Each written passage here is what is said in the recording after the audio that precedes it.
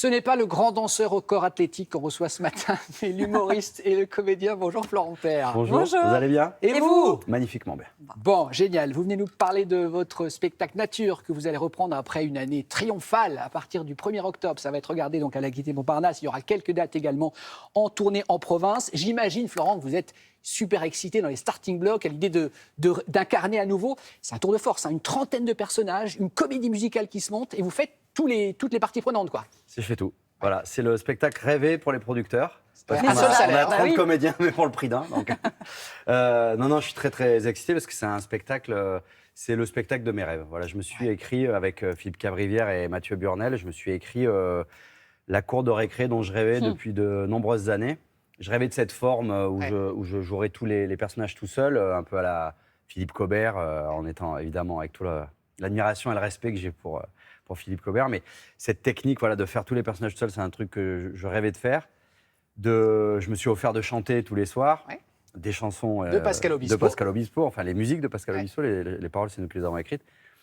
Et puis de parler d'un thème enfin, en tout cas d'avoir un thème en fond de toile qui me tient aussi à cœur. Donc c'est l'écologie. L'écologie, exactement. Donc spectacle de mes rêves. Bonne annonce, regardez.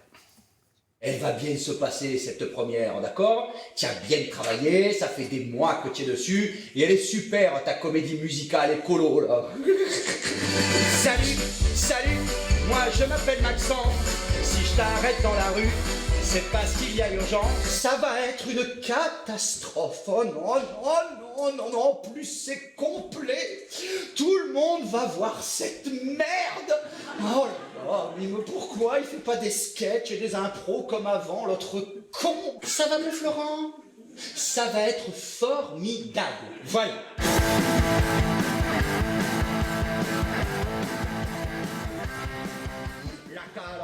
Près d'1h45 comme ça, à 1000 à l'heure et tous ces personnages, même physiquement, ça doit être épuisant, non? Vous avez une préparation particulière? Je suis toujours plus ou moins entraîné parce que je suis sportif, mais j'ai rajouté un petit peu pour le spectacle parce que je me suis rendu compte que c'est surtout le souffle et le cardio. Plus on en a, mieux c'est. Vous sortez pas de scène? Je sors jamais de scène et il y a des personnages qui sont très hauts en énergie. Ouais. Et hop, en une demi-seconde, on a un qui est plus bas. Donc, et chanter en étant essoufflé, c'est pas bon, c'est pas joli, c'est pas bon. Donc je trouve des tas d'endroits où je récupère très vite. Donc il vaut mieux avoir une petite condition physique. Bon, cette thématique, l'écologie, c'est pas nouveau dans votre parcours. Florent, on va voir pendant qu'on parle une petite vidéo Insta que vous avez publiée cet été. Vous étiez en vacances et vous avez ramassé au gré d'une balade en vélo donc des déchets. Honnêtement, c'est depuis toujours que vous êtes sensibilisé ou maintenant, on est tous forcément contraints de faire attention?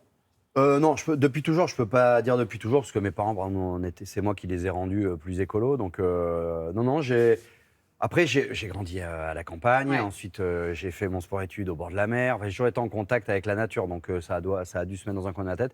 Et ça fait une petite dizaine d'années que j'ai lu un livre de Yann Arthus Bertrand, entre autres, mais c'est lui qui s'appelait 2 degrés de plus ou 2 degrés de trop, je sais plus. Et où d'un coup, je sais pas, dans ma tête, j'ai compris toutes les relations de cause à effet. Pourquoi on dit que de manger du bœuf, on cautionne la déforestation en Amazonie, ça paraît pas évident ça, ou de pas effacer ses mails, ça pollue, on comprend pas. Bien sûr. Et j'ai compris ça tardivement parce que je ne suis qu'humoriste, donc il fallait le temps que ça.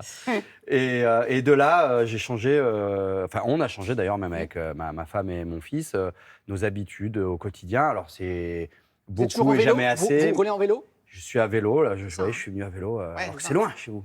Enfin, loin de chez moi en tout cas. On est au fin fond du 15e. Mais non, à vélo, manger local et de saison, plus d'emballage, on fait le maximum nous-mêmes. Et puis on éduque notre fils et puis ceux qui veulent bien l'entendre autour de nous, sans être. C'est comme le spectacle, voilà. Je ne veux pas devenir moralisateur, mais en tout cas, c'est quelque chose qui me sensibilise. C'est présent à la fois dans votre vie et maintenant dans votre parcours artistique. Il y a autre chose qui est présent dans votre parcours artistique, c'est votre amour pour les comédies musicales. Est-ce que c'est vrai que vous rêveriez de jouer dans une comédie musicale à Broadway?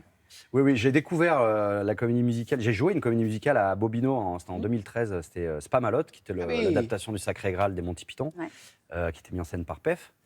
Et j'en ai fait 40 dates en alternance avec Arnaud Ducret. Et j'ai découvert là la comédie musicale